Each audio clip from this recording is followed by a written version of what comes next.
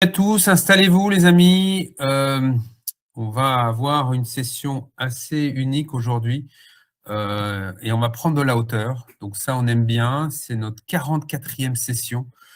Je crois que l'ascension du Kilimandjaro, c'est l'expérience de tous les superlatifs. Le puissant mont Kilimandjaro, c'est la plus haute montagne d'Afrique avec 5895 mètres, les amis. C'est aussi la plus haute montagne isolée du monde. Même si il y a de nombreux itinéraires, je pense que c'est nécessaire et qui ne conviennent pas forcément aux âmes sensibles. Je pense que c'est important d'avoir un guide expérimenté à nos côtés. Et là, on l'a, puisque Samuel est un alpiniste émérite. Il a déjà, pour son âge, parcouru pas mal de sommets. C'est pas son job, c'est pas un alpiniste professionnel, c'est un alpiniste amateur, mais je pense qu'il a pas mal de choses à nous partager, notamment ses expériences précédentes, à savoir le Mont Blanc et le Vignemale. À l'assaut de ces sommets, n'hésitez pas à intervenir. En tout cas, aujourd'hui, on a Samuel Tanguy. Samuel Tanguy, pour ceux qui ne le connaissent pas encore, si j'ose dire, c'est un jeune homme de quel âge, Samuel? Eh bien, bientôt 48 ans dans un mois et demi. 48 ans et qui, quand il n'est pas au Kilimandjaro ou dans les sommets enneigés, en fait, il a élu résidence du côté de Nantes. Et Samuel, on l'a choisi aussi parce qu'il est conseiller IMO. Donc, il y a cette dualité qui nous intéresse. Vous savez que l'immobilier, c'est pas simple. Ça nécessite beaucoup de résilience, de constance, de sens profond comme moteur de performance durable. Et c'est vraiment ce qu'on va aborder aujourd'hui. Comment le Kilimandjaro peut vous transporter, comment trouver votre Kilimandjaro. Et je vais tout de suite donner la parole à Samuel. À toi, Samuel. Alors, qui es-tu, Samuel? Qui je suis? Grande question, effectivement, parce que si on me définit ou on me détermine comme on le fait beaucoup par son métier, effectivement, aujourd'hui, je suis conseiller immobilier dans un grand groupe international. Et avant ça, j'ai été, je travaillais dans le retail, j'ai travaillé dans différents magasins de sport, puisque le sport m'a toujours animé quelque part depuis que je suis tout petit et peu importe si c'était l'alpinisme, le foot ou le tennis, ça a toujours été effectivement un point d'ancrage important pour moi. Avant ça, j'étais aussi travailleur social. J'ai pu avoir à la fois des fonctions sur le terrain, mais aussi après en management auprès de 45 salariés et près de 70 enfants confiés dans le cadre de la protection de l'enfance. Donc, un parcours sans trop galvauder le terme forcément atypique pour ce qui me concerne. Et aujourd'hui, l'envie de partager. Moi, j'ai pas de formation à vendre, j'ai rien à vous donner au-delà de ce partage d'expérience et les échanges que je souhaite effectivement, puisque l'idée, on y reviendra, je pense, mais c'est d'avancer aussi et de se confronter à l'altérité, et c'est quelque chose qui m'anime et qui Alors, Samuel, c'est quoi cette aussi idée aujourd'hui saugrenue? à être devant vous. Oui, sans vouloir te couper, Samuel, hein, mais quelle est cette idée saugrenue d'aller gravir les montagnes? Ça t'a pris à quel âge, cette histoire-là? C'est pas très sérieux tout ça, Samuel. Non, c'est pas très sérieux, effectivement, mais c'est pour ça que pour que ça devienne sérieux, il faut s'y préparer. Ça m'a pris il n'y a pas si longtemps que ça, il y a un peu moins d'une dizaine d'années, parce que j'estimais avoir donné beaucoup pour les autres dans le cadre de mes activités professionnelles et qu'à un moment donné, il a fallu se recentrer, repenser à soi et voir un petit peu ce qui était l'essentiel pour moi. L'essentiel aussi, c'est de pouvoir prendre du temps pour soi, parce qu'aujourd'hui, même si je l'ai partagé un petit peu en famille, c'est une activité que je pratique avec d'autres alpinistes qui ne concernent pas forcément ma famille. Donc, c'est aussi un temps pour moi, c'est un temps aussi où on va se retrouver dans une autre dimension, dimension par rapport à l'altitude, bien évidemment, mais dimension aussi temporelle, puisqu'aujourd'hui, on court partout, on essaye effectivement de trouver un sens dans des actions multiples qu'on va avoir au quotidien auprès de ses enfants, auprès de sa famille, auprès des proches. Mais la montagne est pour moi aussi l'éloge de la lenteur. Et c'est pour ça que c'est important pour moi de pouvoir m'y retrouver sur différents objectifs. Le sommet, c'est qu'une étape, c'est ça, Samuel, hein? Ça s'inscrit dans un tout, en fait. C'était le démarrage pour moi, c'était sur les routes des crêtes, sur la haute route, donc entre Chamonix et Zermatt, pour ceux qui connaissent un petit peu le secteur. Donc, on parle quand même d'une rando glaciaire sur plusieurs jours, 180 km avec plus de 14 000 mètres de dénivelé sur à peu près une semaine, donc des étapes qui vont entre 7 et 9 heures de marche par jour. Et cette expérience-là était pour moi une préparation pour l'ascension du Mont Blanc. Le Mont Blanc qui voilà, est ce qu'il est aujourd'hui, le toit de l'Europe, bien évidemment. Mais quand on ramène ça à ces 4807 mètres aujourd'hui, puisqu'il a un petit peu rétréci, ce n'est finalement que moins que 5 km. Mais pour les faire, effectivement, il va falloir accumuler et de la préparation physique et mentale et une expérience, des expériences. Et l'expérience était pour moi de commencer par ces traversées entre Chamonix et Zermatt pour ensuite pouvoir me tourner vers le Mont Blanc. Une fois atteint effectivement le sommet du Mont Blanc, il a fallu redescendre, j'y reviendrai. Et une étape intermédiaire qui a été le Mont Vignemale, et là qui n'a pas été forcément vécu comme je l'espérais, puisque sur le papier, le Vignemale c'est plus petit, 3300 mètres d'altitude. Et à partir du moment où ma préparation a été un petit peu voilà, pas celle que j'aurais espéré, ça s'est pas passé aussi bien que prévu. Alors j'ai atteint le sommet, j'ai atteint effectivement le Vignemale, mais on pourra y revenir. L'objectif n'était pas suffisamment préparé. Nous parler de cette leçon de Paccard et de Balma, s'il te plaît, parce que Paccard de mémoire, comme ça, de but en blanc, c'est en lien avec les cloches Paccard du côté d'Annecy, c'est ça, hein, c'est la même famille. Alors, ça, très bonne question, Olivier. Je ne sais pas si c'est la même famille, mais je voulais revenir effectivement sur cette première étape parce que que le sommet n'est qu'une étape, parce que le mythe, alors il faut faire un petit peu appel à sa mémoire et revenir dans l'histoire. On est en 1786, Balmat et Paccard donc s'engagent sur les voies du Mont Blanc, et c'est donc eux deux, Balmat et Paccard, qui vont arriver les premiers en haut du sommet. Mais l'histoire va retenir finalement surtout Balmat, puisque Balmat va, lui, tout de suite se tourner vers Saussure, qui est avec lui sur la photo.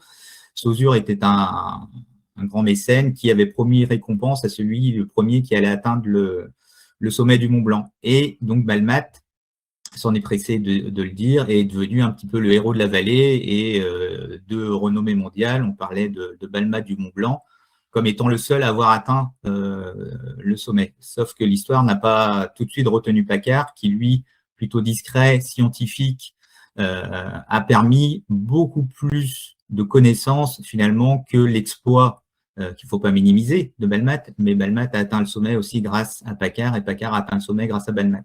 C'est pour ça que je reviens toujours sur la question de l'altérité, parce que Paccard a été effacé pendant plus d'un siècle de l'histoire, et il y est revenu aussi.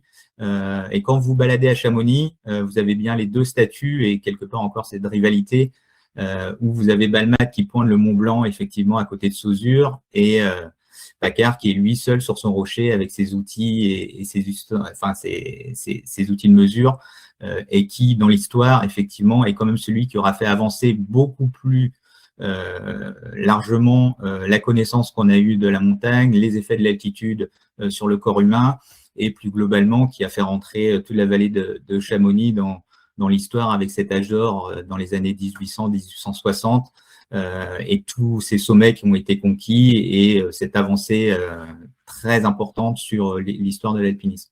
Super Samuel, on comprend bien tout cet impact du 19e sur l'ascension d'aujourd'hui. Mais toi, dans l'immobilier, tu dis que il y a des analogies. Tu peux nous en parler ? Oui, parce que si je reprends toujours cette analogie finalement avec ces deux personnages, on a un personnage, Balmat, qui est sur le devant de la scène et qui voilà, récolte, on va dire, les lauriers qui sont les siens.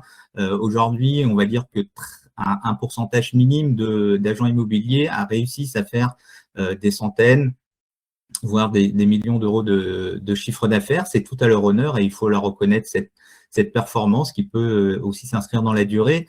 Moi, aujourd'hui, ma position, elle est plutôt du côté de Paccard, c'est-à-dire d'être celui qui sera pas forcément reconnu et avoir des performances qui vont se chiffrer en millions d'euros, mais plutôt effectivement le besogneux qui va au quotidien essayer d'avancer parce que justement cette constance et cette préparation me l'aura permis.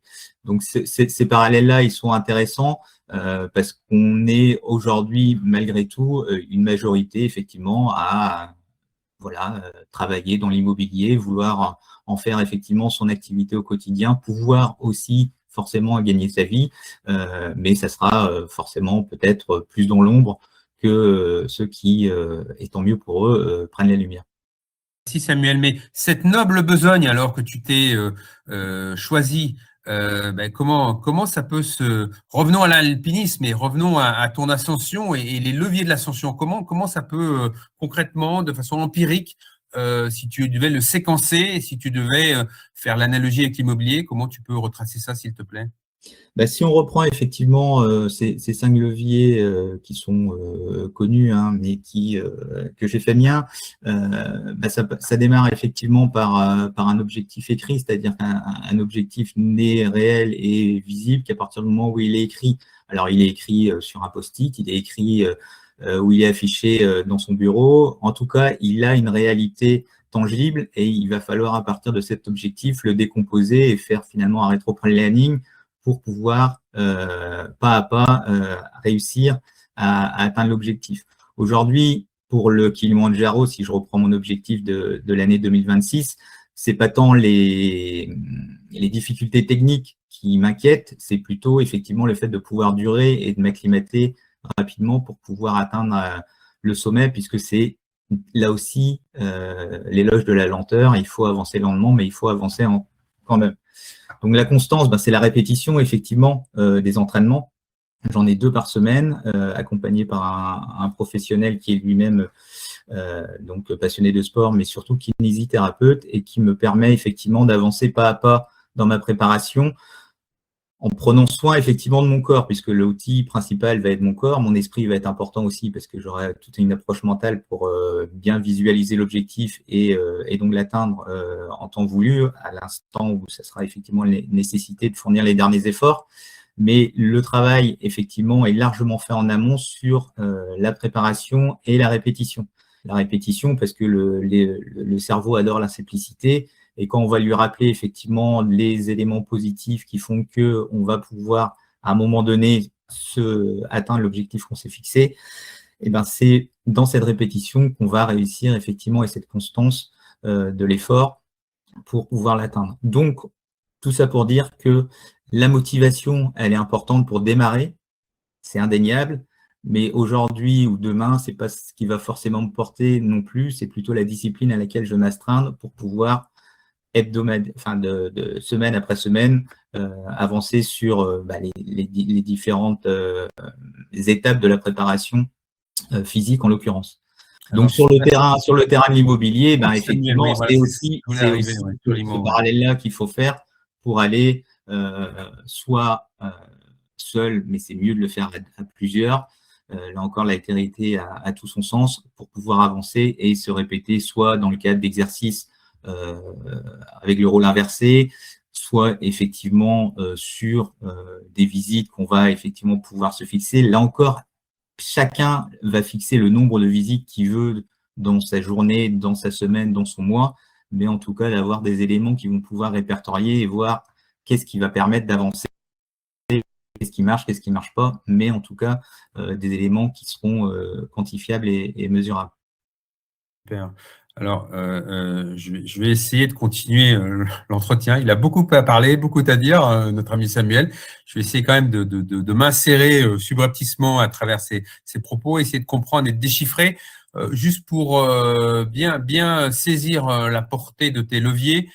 Sur les 5, est-ce qu'on peut dire qu'il y en a un qui peut englober tous les autres? Je pense notamment à la notion de groupe, la cordée, le réseau et le parallèle avec l'IMO. Est-ce que tu peux nous en parler un petit peu là-dessus? Oui, parce que effectivement, on aurait pu le placer en 1, mais on va dire que quelque part, la cordée est la métamorphose parfaite, puisque là encore, sur cette question de l'altérité, on ne peut pas partir, en tout cas moi, de mon point de vue. Chacun est libre de faire ce qu'il veut, mais moi, de mon point de vue, on ne peut pas partir en montagne seul, ou en tout cas avec des objectifs aussi élevés, sans l'accompagnement d'une personne, d'un guide, d'un mentor, on l'appelle comme on veut. Mais en tout cas, il va falloir quelqu'un pour, dans l'ascension, nous accompagner et être devant, et dans la descente, pouvoir nous sécuriser, donc être derrière nous. Donc, il y a à chaque fois une inversion par rapport au guide. Je trouve ça assez intéressant. Sur le groupe, aujourd'hui, les réseaux immobiliers, il en existe pléthore. On peut travailler de chez soi, on peut travailler en agence vitrée, on peut travailler un petit peu partout où on veut aujourd'hui dans l'immobilier, mais là encore, j'estime qu'on ne pourra atteindre ces objectifs et avancer que par l'intermédiation et par ce qu'on va pouvoir aller chercher dans le groupe. Le groupe de pairs, le groupe de personnes qui, par un parcours, par une expérience, va pouvoir nous apporter quelque chose qu'on n'a pas nous forcément. Donc, l'authenticité, la vérité, on est d'accord, hein, on ne se cache rien, on se dit les choses et on avance ensemble, on célèbre les succès comme les axes d'amélioration et c'est jamais ad hominem. C'est ça qui est important aussi, je pense, dans la montagne et que tu retrouves aussi, toi, à ton niveau dans l'immobilier. Je me trompe ou... C'est tout à fait ça, et il faut accepter finalement la place qui est la nôtre. Moi, j'aime beaucoup parler avec des personnes qui ont 20 ans d'expérience dans l'immobilier, parce que ce n'est pas mon cas, puisqu'on a des choses aussi à partager, eux, forcément, sur l'évolution du métier et comment ils réussissent malgré tout au quotidien à rester motivés, malgré l'adversité, malgré les mandats qui ne rentrent pas, malgré les ventes qui se font pas ou qui auraient dû se faire et qui malheureusement capotent la veille ou l'avant-veille de la signature chez le notaire. Donc, on va réussir effectivement à s'apporter quelque part une certaine sécurité les uns avec les autres aussi dans ces moments où ça va aller un petit peu moins bien. Super. Alors, on continue, parce qu'on a beaucoup de choses. Donc, la constance, c'est la boucle de rétroaction. La boucle de rétroaction, oui, puisqu'on va, avec les exercices quotidiens, ou en tout cas très réguliers, qu'on va pouvoir faire, amener et l'esprit et le corps à se sentir en capacité de. Donc, à partir du moment où mon esprit et le cerveau, je l'ai déjà dit, aiment la simplicité, il comprend par ses actions et la répétition de ses actions qu'on est en capacité de dépasser effectivement les efforts qu'on a fait la veille, on va créer effectivement un cercle positif. Donc, c'est pour ça qu'il est important de bien quantifier et de bien identifier son pourquoi, pour ne pas effectivement être en situation d'échec et donc forcément être sur des phases qui vont être plutôt négatives et qui ne vont pas permettre à chacun d'avancer. Donc sur la randonnée, effectivement, c'est de la progression, des randonnées de 2 heures sans sac à 8 heures avec un sac chargé comme il devrait l'être De pierres? Tu mets des pierres dedans? Alors je ne mets pas des pierres, moi je mets des bouteilles d'eau de 5 litres. Donc bravo, ok, les super, gros formats. Donc, j'en mets 2 comme ça pour être à mes 10 litres, mes 10 kilos. Et donc, ensuite, je rajoute des petites sur les côtés pour atteindre les kilos que je veux. En général, c'est 15 kilos. Et donc, de pouvoir effectivement, là encore, non pas sur la motivation, mais sur la discipline. C'est-à-dire que le jour où j'ai décidé de partir faire cette randonnée, c'est ce jour-là. Alors, il pleut, il pleut. Bien évidemment, si c'est la tempête, s'il y a une question de sécurité, on repousse. Mais s'il pleut, il pleut. Donc, c'est pas le sujet de la météo, c'est le sujet de c'est inscrit, donc je mets en action ce que j'ai décidé de faire. Et en permettant cette constance dans l'effort, on va peut-être atteindre une performance à un moment donné, on va effectivement être sur ce registre-là, mais c'est pas forcément ce qui m'anime moi, puisque la performance nécessite aussi forcément un travail très très important, tant physique que mental, mais cette constance pour atteindre l'objectif, la constance et le plateau, c'est vraiment la base qui va permettre à peut-être à un moment donné d'atteindre la performance ou tout simplement d'atteindre l'objectif qu'on s'est fixé. Donc sur l'immobilier, effectivement, les simulations, j'en ai parlé un peu, de négociation, les jeux de rôle qu'on peut faire. Les visites, alors là, je mets objectif 5-6 par jour, c'est beaucoup, mais on peut l'adapter forcément. Et puis, la formation qui est absolument importante aujourd'hui, la loi climat, l'IA, mais il y en a bien d'autres. Si tu me le permets, Samuel, juste cette phrase que je trouve quand même très, très belle et tellement empreinte d'une réalité empirique, créer une routine pour éliminer le doute. Moi, ça fait 5 ans que je suis dans la transaction et le doute, je le vois tous les jours. Alors, cette routine, parce que là, tu es en préparation, hein. Je redis à ceux qui nous écoutent que Samuel vise le Kili pour août. Donc, vous voyez que là, on est dans un fléchage assez précis. On a parlé de 2 entraînements par semaine, mais ça va se poursuivre donc jusqu'à pendant encore plus de 6 mois à peu près, environ 6 mois. Comment cette routine, pour éliminer le doute, comment elle se met en place? Et là, toi, avec les gens avec qui tu vas gravir ce sommet, est-ce que vous êtes en contact aujourd'hui déjà et vous faites du benchmark? Et avec les gens dans l'immobilier, comment ça se décline aussi? Tu peux nous en dire plus, s'il te plaît? Sur la routine, en tout cas, ça revient à ce que je disais tout à l'heure, sur quelles actions je mets moi en place pour pouvoir atteindre l'objectif. Clairement, aujourd'hui, pour atteindre l'altitude que tu as mentionnée, donc le plus haut sommet du continent africain, moi j'habite à Nantes. Donc à Nantes, c'est très clair, on est au niveau de la Loire. Donc si à un moment donné, je veux passer mes paliers, il va falloir effectivement que j'aille en montagne, ou en tout cas que je trouve du dénivelé plus important que ce que j'ai aujourd'hui. Dans les phases de préparation, aujourd'hui, ma routine, moi, elle est plutôt sur, jusqu'au mois d'avril, renforcement musculaire, renforcement dorsal. Il faut créer, on va dire, ou en tout cas que mon corps retrouve effectivement une certaine densité, ou en tout cas qui vont me permettre de pouvoir à la fois porter mon sac, mais me porter aussi physiquement à un moment donné sur les pentes du Kilimandjaro. Je l'ai dit, mais c'est pas techniquement compliqué, c'est moins technique que le Mont Blanc, où on a des vrais passages d'alpinisme, on est en baudrier, on est sur la corde. Ce ne sera pas le cas sur l'ascension du Kilimandjaro, mais par contre, il va falloir effectivement une densité et un corps qui va pouvoir encaisser malgré tout ces plusieurs heures de marche par jour sur plusieurs jours. Alors justement, l'acclimatation. Le fait de pouvoir effectivement mettre toutes ces routines-là en place, qui ne sont pas forcément des routines compliquées, voilà, mais qui vont permettre effectivement de lever le doute et d'effacer, ou en tout cas de repousser les pensées limitantes.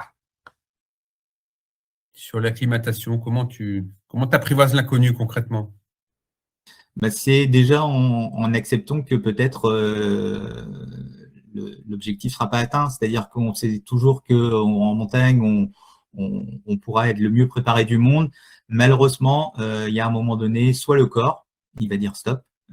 Et ça, je l'ai vécu avec une personne dans une cordée, une marathonienne, une femme d'une 40aine d'années qui vraiment avait un physique. Et quand on est parti ensemble de la vallée, on s'est dit, bon, bah là, c'est elle qui va vraiment nous pousser, qui va nous tirer sur la corde avec le guide. Mais il se trouve que le Mont Blanc, 4800 mètres d'altitude, elle, à 4002, son corps a dit stop. Donc, elle s'est assise, j'ai envie de dire les fesses dans la neige, et effectivement, son corps a lâché. Donc, voilà, elle a dû être accompagnée, elle a été raccompagnée dans la vallée, elle n'a pas pu effectivement y aller. L'acclimatation, c'est effectivement comment je vais habituer mon corps à pouvoir encaisser ces altitudes-là. Je ne l'ai pas dit, mais moi, au tout début de l'histoire, je suis quand même breton d'adoption. Donc, c'est plutôt normalement la mer qui devrait être ma grande passion, mais la mer, puisque j'ai eu la chance d'habiter vraiment sur la côte, malheureusement, la mer ne veut pas de moi. C'est-à-dire que moi, sur un bateau, je suis malade dès qu'on a quitté le port. Donc, il a fallu trouver autre chose. Donc, il a fallu trouver la montagne. Et je ne sais plus qui l'a dit, mais je trouve ça assez joli. C'est que finalement, la montagne, c'est que la verticalité de l'océan et de l'horizon du marin. Et je trouve que l'image, elle est assez parlante. Donc aujourd'hui, effectivement, pour revenir sur l'acclimatation, c'est cette gestion du stress et habituer son corps progressivement à pouvoir effectivement monter. C'est pour ça que quand vous faites de l'alpinisme, on va monter effectivement une journée, puis on va redescendre sur le camp de base pour pouvoir bien se reposer. On va remonter un deuxième jour et puis on va faire chemin retour pour reprendre. Et à chaque fois, le corps, il comprend qu'il peut aller à cette altitude-là, le cerveau aussi, et donc, ça nous permet de passer à l'étape suivante à chaque fois un petit peu plus haut. Sur le parallèle avec la gestion du stress et comment on va pouvoir effectivement en immobilier en tirer profit, c'est comment effectivement par mon écoute, mais aussi par ce décalage toujours autour de l'altérité, je vais comprendre les objections de mon client vendeur ou mon client acheteur et pouvoir, voilà, avec une routine, avec des habitudes que je vais prendre, réussir à dépasser effectivement cette acclimatation parce qu'on ne maîtrise pas le marché, parce qu'on ne maîtrise pas non plus forcément le client, je l'ai dit, qu'on a en face de soi, qui a passé peut-être une très mauvaise matinée, qui a des gros soucis qu'on ignore, mais qu'il va falloir quand même à un moment donné pouvoir prendre en compte pour pouvoir avancer et donc accepter à un moment donné qu'on recule ou qu'on ne fait pas la vente qu'on aurait dû faire, mais ce qui nous permettra dans la durée quand même d'apporter une qualité de service. En tout cas, c'est ce que je pense. Super. Écoute, c'est passionnant, hein. On se laisse bercer par les paroles de Samuel. On aimerait pouvoir être dans la cordée. Ça viendra peut-être, mais en tout cas, si on devait continuer et si on se dit, après le deuxième levier, il y a évidemment un troisième avec le renforcement et l'équipement. Les pensées négatives, ça arrive. On est dans l'immobilier, on est dans un marché compliqué. Comment tu gères ça? Comment l'équipe, moi j'aimerais bien savoir comment l'équipe peut aider à passer outre ce genre de blocage qui peut arriver. Effectivement, sur ce levier-là, quand je parle du corps, je pense essentiellement effectivement à l'alpinisme, sur ce que je disais, effectivement, ce renforcement et préparer le corps à cette épreuve-là. Le test du matériel aussi pour éviter effectivement qu'il ait le moindre souci le jour J ou en tout cas sur la période identifiée sur le calendrier déjà depuis plusieurs mois.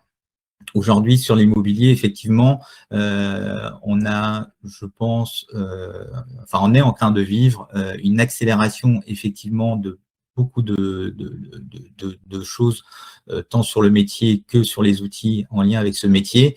Aujourd'hui, on parle d'agents, de conseillers immobiliers augmentés, puisque si on ne prend pas effectivement la vague ou si on ne monte pas avec la bonne cordée, on risque d'avoir des soucis effectivement assez rapidement. Je donne une checklist, mais qui est vraiment très rapide et qui pourrait être démultipliée sur les CRM intelligents, sur la data en temps réel, sur les visites virtuelles, sur la veille à avoir au niveau de l'immobilier. Il y en a plein d'autres. Moi, je travaille avec d'autres au quotidien. Mais c'est surtout de comprendre que c'est que par effectivement cette cordée, cette équipe, avec les personnalités des uns et des autres. Moi, je suis pas, entre guillemets, un geek. Je connais quelques petites choses, mais je suis absolument pas en maîtrise sur ces outils-là. Je sais que des personnes le sont, par contre, dans mon équipe et qu'elles peuvent m'en apporter effectivement un certain nombre de connaissances et faciliter au quotidien mon travail. Les personnalités et les parcours des uns et des autres, dans l'immobilier et ailleurs, permettent justement de vraiment arriver à se condenser d'intelligence et de compétences qui vont permettre effectivement d'avancer. On est beaucoup sur la ligne de départ et si on estime effectivement qu'on va y arriver seul, on se trompe. J'aime beaucoup cette notion d'humilité. Tout ce que je sais, c'est que je ne sais rien. Et être à même et l'homme n'est grand qu'à genoux, c'est aussi en demandant, c'est aussi en pouvant justement être à la fois sécure sur ses forces, mais aussi réaliste sur toute sa partie qui pourrait être augmentée justement, peut-être par d'autres, qui est important parce que le partage crée aussi une vraie émulation, une émulation positive. J'imagine que c'est un peu le même cas dans la cordée. Moi, j'ai envie de savoir, vous tournez dans les cordées? Comment ça marche en termes d'alignement? Vous êtes combien déjà? Alors, ça va dépendre un petit peu sur Chamonix-Zermatt, par exemple, on était 6 sur la cordée avec un guide, donc 7. Il savait, le guide, en partant, qu'il avait dans la cordée une personne qui avait déjà une certaine expérience, qui n'était pas guide de haute montagne en tant que tel, mais qui avait une expérience certaine de la haute montagne. Donc, ce qui lui permettait aussi d'avoir, on va dire, un appui déjà dans la cordée. C'est lui qui décide l'ordre. Et c'est pour ça que je reviens à cette histoire de discipline aussi, puisque la discipline, elle est en montagne, en tout cas, presque militaire, dans le sens où il va falloir accepter la place qu'on va nous donner. C'est pas nous qui décidons qu'on serait 2e, 3e ou 4e, c'est le guide par ce qu'il a observé déjà, la connaissance des uns et des autres, le physique aussi, puisque c'est des éléments qui sont importants. Quand on monte, effectivement, le fait de pouvoir soutenir les derniers, et quand on va descendre, puisque je le rappelle, même s'il faudra l'appuyer de chiffres, mais les accidents en montagne sont beaucoup plus fréquents en descendant qu'en montant. C'est aussi là où le guide se positionne en sécurité, puisque c'est lui qui est à l'arrière de la cordée et qui vient sécuriser tout le monde. Maintenant, sur des objectifs comme le Mont Blanc, on est plutôt 2, voire 3 maximum, puisque là, les dangers sont, on va dire, beaucoup plus prégnants. Plus on va monter, plus effectivement, que ce soit dans les crevasses ou sur des chutes de sérac, où il faudra de la réactivité pour pouvoir éviter, voilà, malgré tout, quelque part, des dangers qui peuvent être mortels. Tu nous recadres un peu en termes de durée sur le Mont Blanc, c'est combien de jours? Et toi, donc, tu étais en rotation, tu étais dans quelle place et qu'est-ce que tu as préféré? Comment tu te situes par rapport à cet ordre, cette taxonomie d'une certaine manière? Et qu'est-ce que tu prévois sur le Kili, s'il te plaît, en termes de durée et en termes de place? Tu te vois où, toi? Avant que le guide te place, tu te sens où? Alors, sur le Mont Blanc, on était donc 2 et donc 3 avec le guide. Okay. Ça limite les rotations. Hein. Ça limite les rotations. Mais le guide était très clair, en tout cas, sur la manière de fonctionner. C'est-à-dire que pour lui, il fallait 2 jours d'acclimatation. Acclimatation qu'on a été faire en Suisse, dans les Alpes suisses, et c'était effectivement aussi très, très sympa de découvrir d'autres endroits, mais c'était aussi très exigeant puisqu'il nous a mis dans le rouge tout de suite. Il voulait savoir où on en était physiquement pour pouvoir effectivement lui avoir une idée. Une fois qu'on a fait ces 2 jours d'acclimatation, on a une journée de repos. Et lui, dans son organisation, il avait effectivement 3 téléphones portables avec 3 bulletins météo, et il a fallu sur ces 2 jours, donc on était arrivé jeudi et vendredi, décider comment on allait effectivement monter.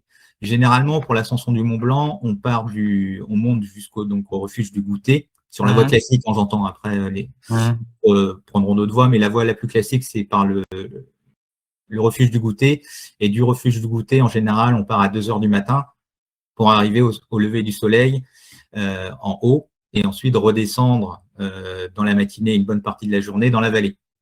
Le choix qu'il a fait, lui, par rapport à notre état de fatigue, c'était de voir les choses différemment. C'est-à-dire que nous, on est parti en dernier du refuge, on est parti à 5 heures, et on a atteint le sommet qu'à 13 heures. Et donc tout ça, bien évidemment, 10 heures de montée. Okay. Sur des passages, sur la fin où on était sur du 200 mètres/heure, pour situer un petit peu la lenteur de la progression. Mais on était aussi sous la pluie et la neige, ce qui nous a forcément aussi ralenti et un petit peu perturbé sur l'ascension. Mais le guide savait que lui, les 2 dernières heures, la météo allait s'éclaircir et qu'on allait arriver au sommet avec un sommet dégagé.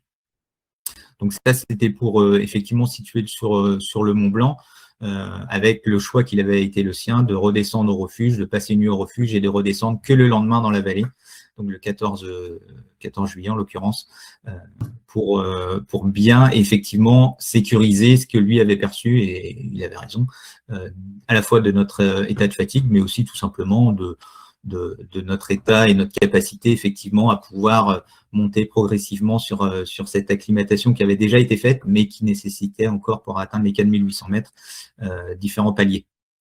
Super, super. On continue nos leviers, donc on en a évidemment un 4e qui arrive, et c'est la visualisation et la stratégie. Le mental adore la simplicité. Vas-y. Ben, le mental adore la simplicité, c'est-à-dire qu'aujourd'hui, dans les ancrages positifs, il va falloir trouver récemment ou en se creusant un petit peu la mémoire, quels ont été effectivement ces éléments positifs. Alors, je mettais effectivement une signature d'une vente complexe. Il peut y en avoir d'autres, mais c'est en tout cas de trouver des choses qui vont à la fois nous rassurer, qui sont notées quelque part, où on a une photo, où on a quelque chose en tout cas qui vient confirmer qu'on a pu, à un moment donné, être dans cette, quelque part, un petit peu euphorie, ou en tout cas qu'on a pu être extrêmement satisfait d'avoir réussi à conclure quelque chose qui pouvait en tout cas être complexe. Et cet ancrage positif, même s'il est passé, le fait de le réalimenter et de le réactiver va mettre le cerveau dans des conditions qui vont nous permettre effectivement de pouvoir aller vers cet objectif. C'est-à-dire que tout ce qui s'est passé à un certain temps en arrière et ce qui se passe aujourd'hui nos actions du quotidien et cette répétition effectivement de nos actions, comme je te disais, sur les rituels, vient alimenter effectivement cette boîte qu'est le cerveau et qui va nous permettre effectivement d'avancer sur du positif et donc, comme je le disais tout à l'heure, de limiter les pensées négatives ou en tout cas de les repousser suffisamment loin. Alors, cette usine à dopamine que tu nous explicites si bien, Samuel, comment ça se transcrit dans l'immobilier? C'est sur finalement ce qu'on va nous aussi écrire et se donner comme objectif. C'est pour ça que j'ai démarré mon introduction en disant que j'avais rien à vendre et que j'étais là simplement pour faire un partage d'expérience, c'est-à-dire que chacun va devoir effectivement se pencher sur son cas, prendre un papier, un crayon ou son ordinateur et noter clairement effectivement quels seront ses objectifs et comment il va les atteindre. Le ciblage 2026, je mets immobilier durable, effectivement, les DPE A et B, les investisseurs étrangers, pourquoi pas. En tout cas, quelle cible je vais pouvoir, sur laquelle je vais pouvoir me concentrer pour éviter de trop me disperser, puisque forcément la dispersion aussi va demander une multiplication d'actions qui vont pas forcément aboutir justement à du positif. Donc c'est toujours sur cette notion d'humilité et de démarrer sur une base solide. Et qu'on aura effectivement sur le RIM, je mets 10 contacts qualifiés par semaine plutôt que 50 aléatoires, là encore de réduire effectivement l'entonnoir pour réussir à se forger une base qui va nous permettre d'avancer et d'atteindre un objectif. Et si l'objectif c'est de faire 20 000 euros dans l'année, c'est faire 20 000 euros dans l'année. Super, super. Alors, on arrive au 5e, la puissance de la cordée. Hein, c'est le paroxysme, c'est aussi ce qui englobe, on l'a déjà dit, tous les autres. Comment ça fonctionne exactement? Je ne vais pas revenir sur l'alpinisme, là je vais plutôt me concentrer effectivement sur l'agent immobilier, sur le conseiller immobilier et sur tout ce qu'il a à sa disposition aujourd'hui pour pouvoir performer ou en tout cas à minima effectivement avancer vers les objectifs qui sont les siens. On a parlé des partenaires qu'il faut construire, ou en tout cas qu'il faut solliciter. On a des notaires, des courtiers. Il faut trouver effectivement les personnes avec qui on est en confiance. Alors des fois, c'est tout à fait informel autour d'un café. Des fois, c'est plus formalisé dans un bureau dans le cadre d'un entretien.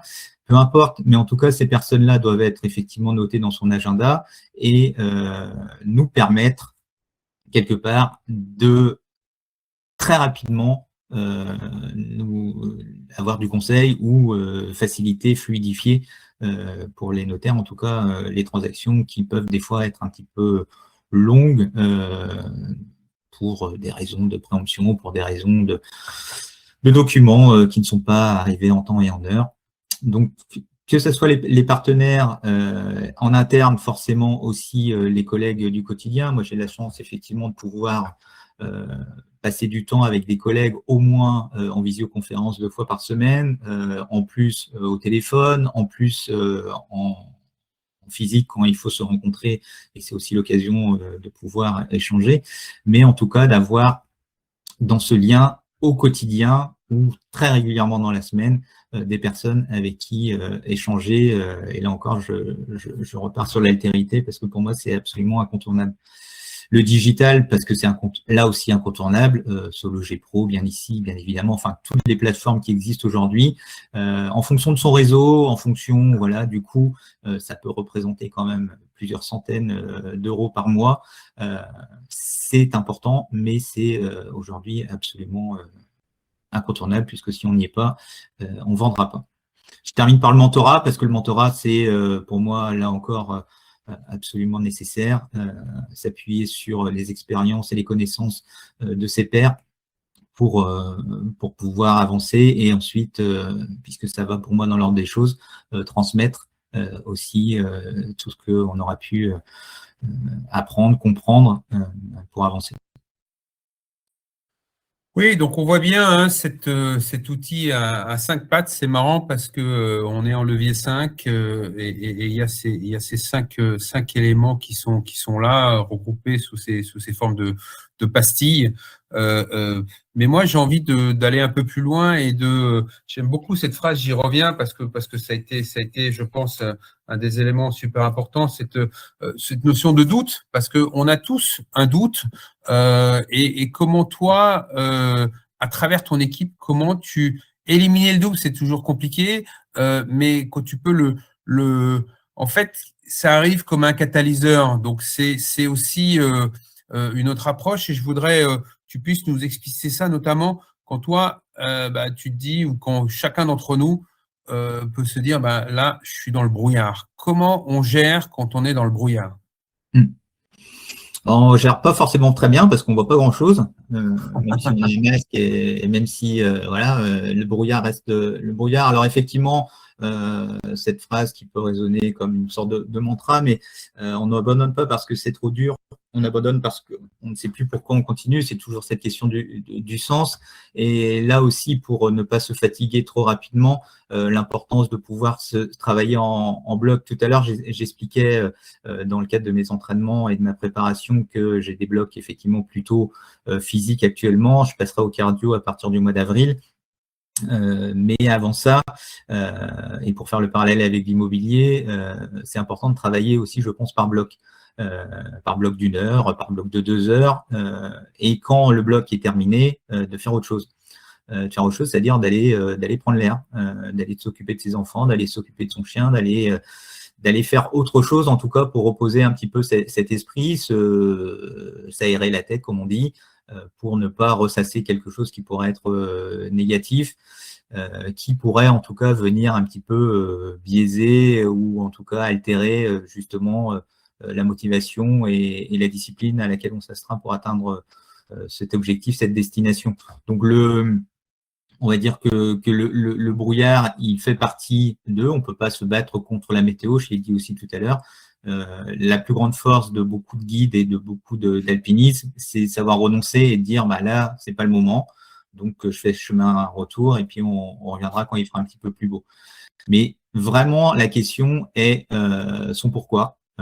Parce que cette question-là, effectivement, elle est aujourd'hui absolument nécessaire.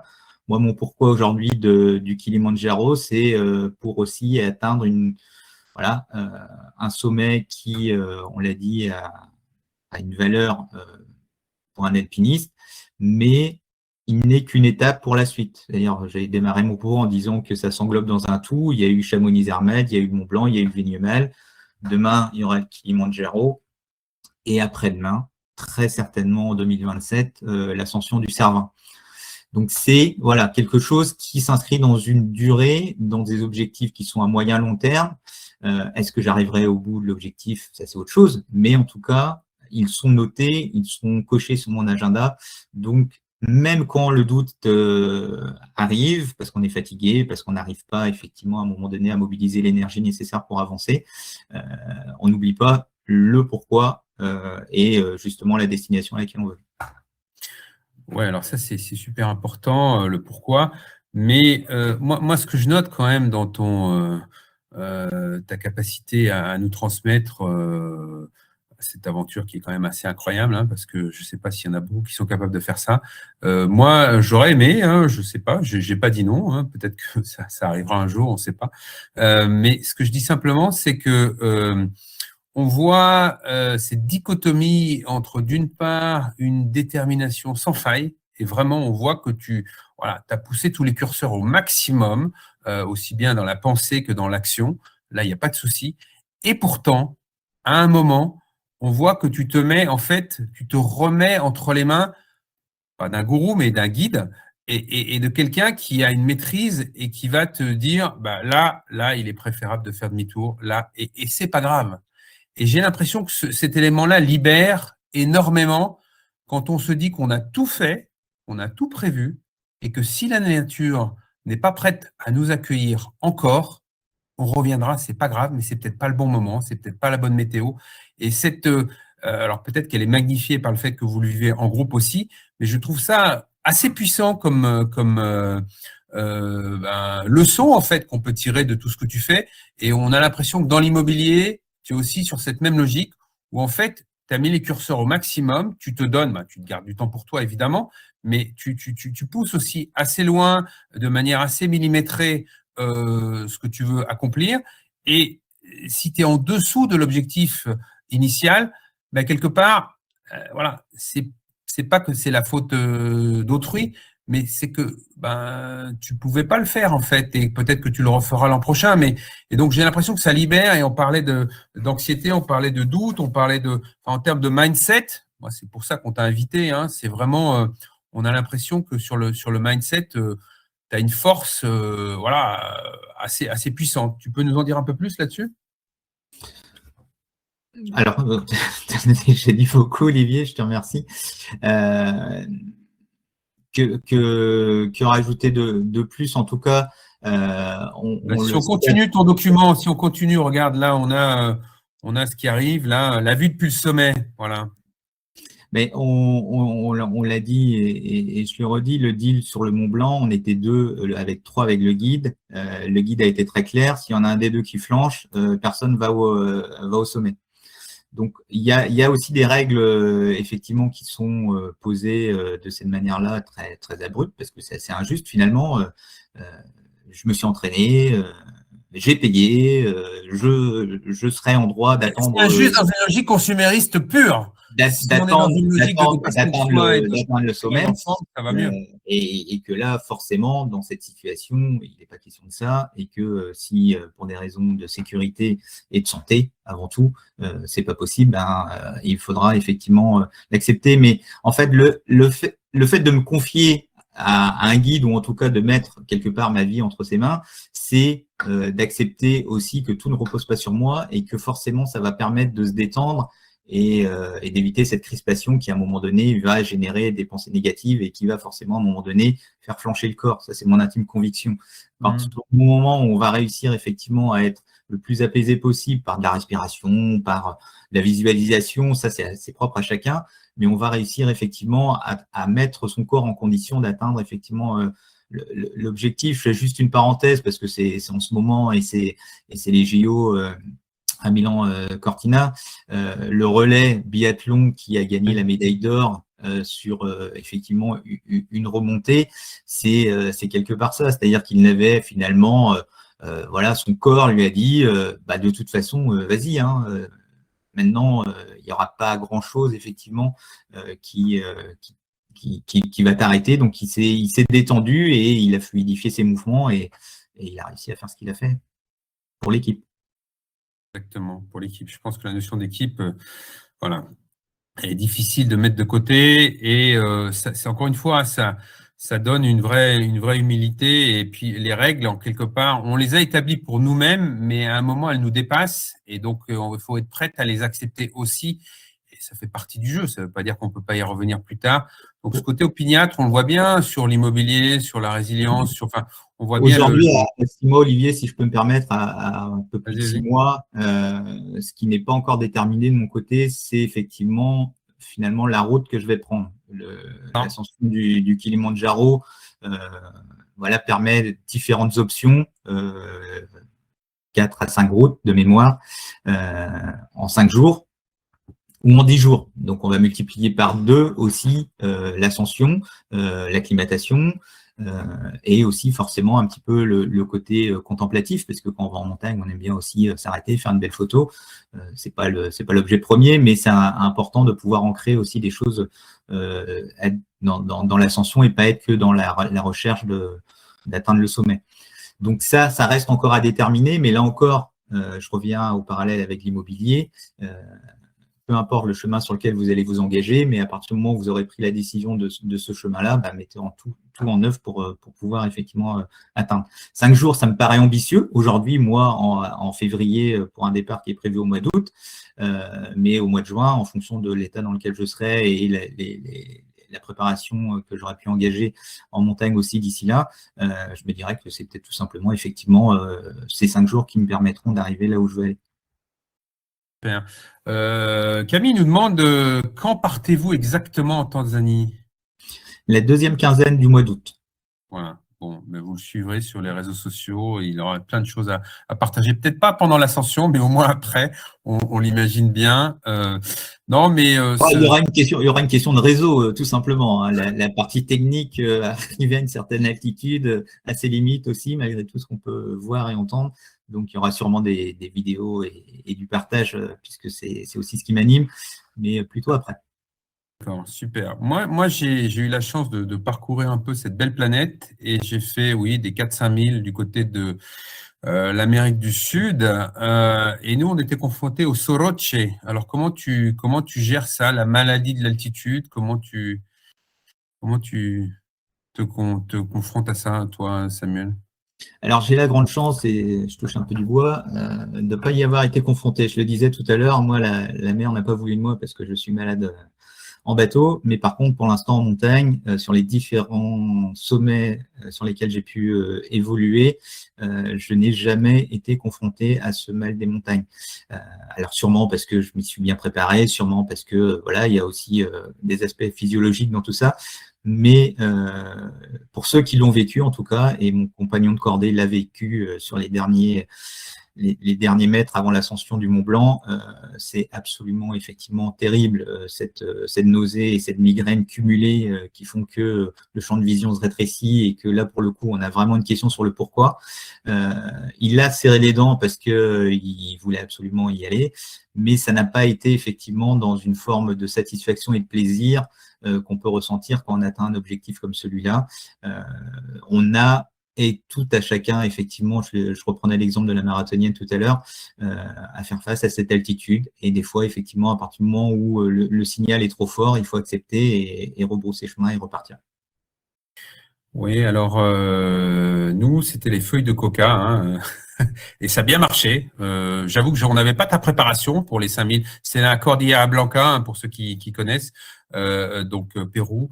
On a eu affaire aux feuilles et on mâche les feuilles et c'est vrai que ça aide beaucoup pour justement éviter d'avoir un petit peu des pertes de connaissance. Et puis c'est aussi la raréfaction de l'oxygène qui est évidemment dur à gérer parce que c'est un peu la double peine. On doit produire un effort qui est constant et en même temps on a moins d'oxygène, donc évidemment c'est pas simple à gérer au quotidien.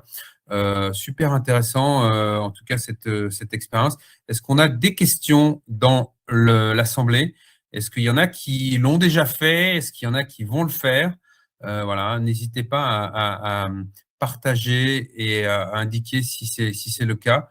En tout cas, moi, je trouve ça assez captivant de pouvoir partager tout ça. Et je veux quand même essayer de comprendre sur la partie équipe, parce que c'est ça qui nous intéresse. Moi, je le dis, j'ai rien à cacher. J'ai la chance d'avoir Samuel dans mon équipe au quotidien. Et c'est vraiment, alors il est en lien avec Didier Morand-Valvincent, je ne sais pas si vous le connaissez déjà, mais qui est aussi un montagnard. C'est une vraie force pour nous, je le dis, dans l'immobilier, pour bosser ensemble, parce qu'on est sur les mêmes métriques. On avance vraiment ensemble. Mais ce que je voulais savoir, c'est concernant les gens avec qui tu vas faire le Kili, tu les connais déjà et vous vous regroupez déjà, vous entraînez ensemble, ou vous allez retrouver au pied du Kili mi-août et puis vous allez gravir? Alors, ça va être plutôt cette option-là, puisque sur on va dire que les sommets en France ou éventuellement même en Europe, c'est plus simple de pouvoir imaginer de s'y retrouver et pourquoi pas travailler ou en tout cas s'entraîner Les Français, ils ensemble. sont ici en Europe? C'est des gens que tu connais, que tu côtoies? Non, pas forcément. Surtout que là, aujourd'hui, les inscriptions sont toujours en cours. C'est-à-dire que le groupe qui partira, qui se formera effectivement sur On cette lance un deuxième appel, les semaine, amis. Il y a du monde, si vous voulez, venez. il n'est pas encore arrêté et il va continuer à évoluer entre ceux qui pensent pouvoir y aller et qui ne vont pas pouvoir y aller, ceux qui vont s'inscrire et qui, en dernière minute, pour X raisons, vont devoir annuler. Mais aujourd'hui, le groupe, il n'est pas formé. Donc, c'est vraiment de pouvoir, avant se rencontrer au moins en visio et discuter, mais ça n'ira pas plus loin. En tout cas, je n'imagine pas comment ça puisse aller plus loin, puisque ça concerne effectivement toutes les personnes qui le souhaitent, de France et de Navarre, et bien au-delà. Donc, il pourrait y avoir dans l'accordé, effectivement, des personnes qui viennent des 4 coins du monde. Ah, super, d'accord, d'accord. Ok, intéressant. Donc, en fait, ça rajoute un élément. On parlait d'anxiété, de doute. Il va falloir apprendre à se connaître assez rapidement, quoi. Enfin, c'est tous des gens qui sont aguerris sur le sujet, mais il y a gestion d'équipe quand même, il y a gestion des personnalités. Voilà, c'est ça. Et c'est en ça où j'insiste vraiment. Alors, on pourrait peut-être faire une conférence rien que sur l'altérité, mais c'est vraiment important pour moi d'essayer par effectivement cette écoute active, cette empathie, de comprendre un petit peu qui est avec moi, qui tient la corde devant ou qui est derrière moi, pour pouvoir effectivement, à un moment donné, peut-être aussi comprendre la problématique ou le sentiment de peur ou le besoin de réassurance quelque part, pour pouvoir continuer à avancer. Pour ce genre d'expérience, que ce soit le Mont Blanc, Chamonix-Zermatt ou le Kilimandjaro, il est quand même demandé, d'une part, effectivement, une préparation en amont, mais aussi d'avoir une certaine expérience, à minima, la marche sur glacier, pour, sur les derniers, on va dire, sur les derniers mètres, pouvoir enfiler les crampons et pouvoir avancer effectivement aussi de manière sécurisée. Donc, ça demande un petit apprentissage. Et si on ne l'a pas, forcément, ça peut être un élément qui ne permet pas de pouvoir partir sur ce genre de projet. Bien, très, très, très intéressant. Voilà, on espère que vous avez pu découvrir votre Kilimandjaro, comprendre un petit peu mieux les différentes étapes. Avoir une dernière slide, hein, Olivier, justement, parce que c'était les questions que chacun aura à se poser sans partir à l'autre bout du monde. Mais sur les slides, normalement, il y avait juste après celle-là, justement, voilà, ces questions plus terre à terre, mais qui permettent en tout cas de remettre en perspective tout ce qu'on a pu aborder là pendant cette heure. Oui, donc le CRM, on y revient, c'est essentiel. Un nouveau segment peut-être, une simulation de négociation, enfin les jeux de rôle, on en a parlé, c'est extrêmement important. L'humain est au cœur du sujet, donc plus on peut se transformer en apprenti et en passeur aussi, parce que ça marche dans les deux sens, plus ça peut fonctionner. Et tu veux rajouter autre chose là-dessus sur ces leviers? Non, ils sont simplement, pour moi, je pense, plus concrets et tangibles dans la mise en action. On y revient toujours. On peut s'imaginer plein de choses. Je sais où je veux aller, je sais où je n'irai pas. Je sais que je n'irai pas dans l'Himalaya, je n'irai pas tenter l'ascension de l'Everest. C'est des choses qui, aujourd'hui, aujourd'hui, et même Pourquoi? un certain nombre de temps, ne m'intéressent pas. Alors, pourquoi en 2 mots? Parce que, d'une part, c'est très loin, c'est très haut, et à partir du moment où on atteint ces sommets-là aussi dans des conditions extrêmes, avec de l'oxygène, avec des porteurs aussi qui, quelque part, mettent leur vie en danger, puisque quand on atteint cette zone-là, la fameuse zone de la mort, et qu'on la dépasse au-dessus de 7500 mètres d'altitude, ça implique beaucoup de choses. Et peut-être tout simplement parce que ma femme me l'a interdit. Commençons par ça. Commençons par ça. Mais voilà, je sais où je veux aller et on va dire dans quelles limites je me pose. Demain, enfin aujourd'hui et demain, l'Himalaya sont en tout cas cette limite. Ok, super. Bon, je vais en reparler à ma femme parce que justement, elle veut aller dans l'Himalaya. Donc, je lui glisserai un mot de tout ce que tu as dit. Ça me Il y a semble... plein de choses à faire dans l'Himalaya, mais effectivement, ça peut être pas forcément les plus hauts. Hein. Je suis d'accord avec toi. Il y a plein de choses à des faire. 8000 et je n'irai pas à 8000. Ouais, il y a plein de choses à faire. On est tout à fait d'accord. Merci infiniment, en tout cas, pour ton temps. Et on voit bien qu'il y a une vraie générosité, il y a une vraie conscientisation de tout ce qui a été fait auparavant. Donc ça, c'est super. Il y a des métriques, il y a une capacité à analyser en profondeur. Et ça ne veut pas dire que ça sera couronné de succès, mais déjà, c'est un vrai succès. À partir du moment où le mapping et le roadmap est assez clair, avec un pourquoi très fort, ben, je crois que vous pouvez aussi de votre côté avancer, et je crois que vous pouvez aussi atteindre vos buts. Et encore une fois, j'aime bien cette analogie sur le chiffre d'affaires, 20 000, 200 000. En fait, on s'en fout, quoi. Moi, je le dis souvent dans ma team, c'est pas le sujet, le chiffre d'affaires. C'est ayez la banane, soyez heureux, soyez capable de nous inspirer, soyez capable d'aller où vous avez envie d'aller, et puis de demander de l'aide aussi. Je pense que ça, c'est important de pouvoir. Je le redis, hein, l'homme n'est grand qu'à genoux. Pour moi, c'est une phrase d'une puissance mais énorme, parce que en fait, à partir du moment où on n'a pas tout donné, ben on ne sait pas nos propres limites et on ne sait pas à quel moment il faudra peut-être qu'on demande de l'aide. Mais avoir cette aide-là de la part de gens qui sont évidemment bienveillants, ben, je pense que vous allez peut-être aussi pouvoir l'aider en retour sur plein de choses. Et c'est ce qu'on essaye de faire à notre petit niveau, nous, dans la team. On n'est pas encore tous au Kilimandjaro. Peut-être qu'on ira un jour sous l'égide de Samuel. On n'est pas à l'abri. Mais en tout cas, je voulais vraiment vous remercier tous d'avoir pris ce temps, ce mercredi, pour partager tout ça. Et un immense merci à Samuel et à très vite pour de nouvelles aventures. Merci à tous. Merci à toi, Samuel, pour ce partage. Merci Olivier, merci à tous. Au revoir.